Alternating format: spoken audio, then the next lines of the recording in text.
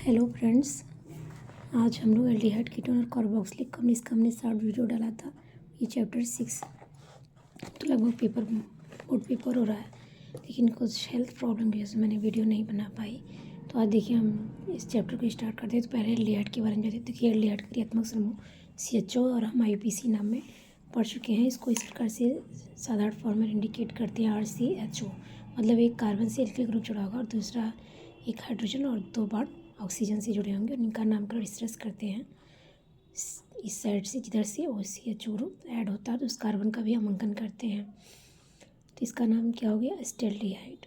इसका IUPAC नाम ethanol, क्योंकि 2 कार्बन है और सिंगल बॉन्ड है तो एल्डिहाइड में L शब्द जोड़ते हैं IUPAC नाम में। अब यहाँ देखिए एल्डिहाइड और कीटोन दोनों को देखते हैं। तो एल्डिहाइड अब एक कार्बनिक यौगिक जिनमें कार्बोनिल समूह पाया जाता है, मतलब एल्डिहाइड और कीटोन है, इसको हम कार्बोनिल समूह कहते हैं, उन्हें कार्बोनिल यौगिक कहते हैं। मतलब एल्डिहाइड और कीटोन जो भी हैं उन्हें हम कार्बोनिल यौगिक कह सकते हैं। ये 2 प्रकार के होते हैं, एल्डिहाइड और कीटोन के।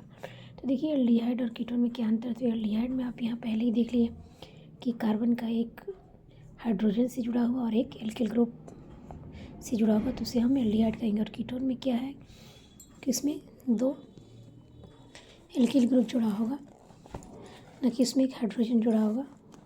तो इसमें ये चीज़ बताया गया कि जिनमें कार्बोनिल समूह के कार्बन परमाणु के दोनों या एक संयोजकता हाइड्रोजन परमाणु से जुड़े हों, मतलब ये दोनों संयोजकता हाइड्रोजन परमाणु से जो 1 या 2, तो उसी संयोजकता किसी एल्किल मूलक से जुड़ा था तो उसे हम एल्डिहाइड कहते हैं। अब यहाँ साधारण सी बात में लिखी देखिए यहाँ पे H जुड़ा है तो उसे हम फॉर्मल्डिहाइड में कार्बोनिल समूह की दोनों संयोजकता हाइड्रोजन परमाणु से, इसके अलावा अन्य सभी में एक संयोजकता हाइड्रोजन से और दूसरी संयोजकता किसी एल्किल मूलक से जुड़ी थी।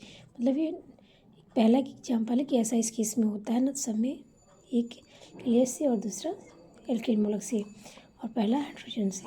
और कीटोन में क्या होता है, दोनों संयोजकताएं एल्किल मूलक से जुड़ी थी, जैसा कि हमने आपको पहले ही बताया। यहाँ एग्जाम्पल देखिए एसीटोन, ये कीटोन ग्रुप है, न कि एल्डिहाइड ग्रुप।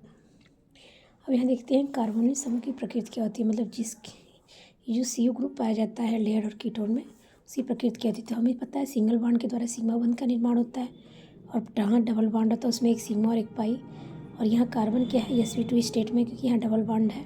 हम सभी जानते हैं अगर 3 बॉन्ड होता है कार्बन के बीच में तो वो sp संकरण उसमें पाया जाता है, और 2 है तो sp2 और 1 है तो sp3 संकरण।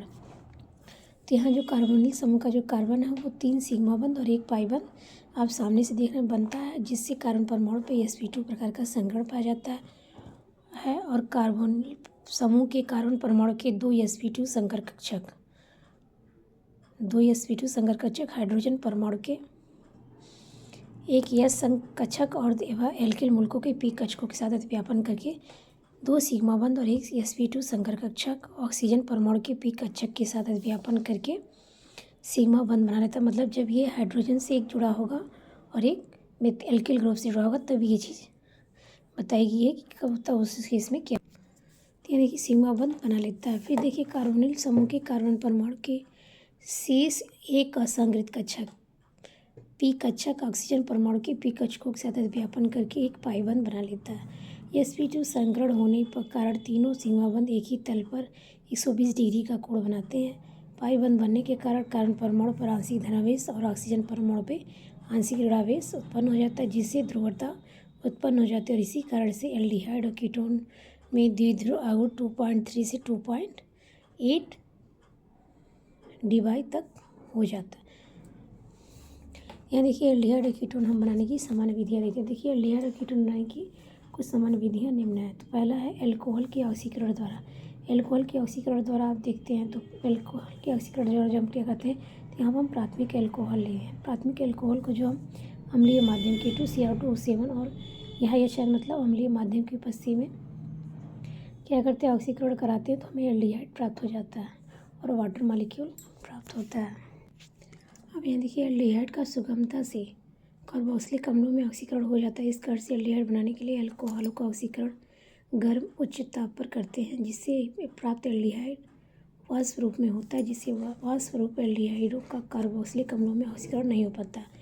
अब यहाँ देखिए हम देखते हैं कीटोन कैसे निर्माण करते हैं। कीटोन का निर्माण जब करेंगे द्वितीयक एल्कोहल को अम्लीय माध्यम में K2Cr2O7 की उपस्थिति में ऑक्सीकरण कराएंगे तो हमें कीटोन प्राप्त हो जाएगा और वाटर मॉलिक्यूल। अब यहाँ एल्कोहल का हम विहाइड्रोजनीकरण के द्वारा एल्डिहाइड का निर्माण करती है। तो इसमें भी देखिए प्राथमिक अल्कोहल लेंगे और कॉपर की उपस्थिति में 300 डिग्री सेंटीग्रेड पर हम गर्म करेंगे तो हाइड्रोजन गैस के साथ हमें एल्डिहाइड प्राप्त हो जाएगा।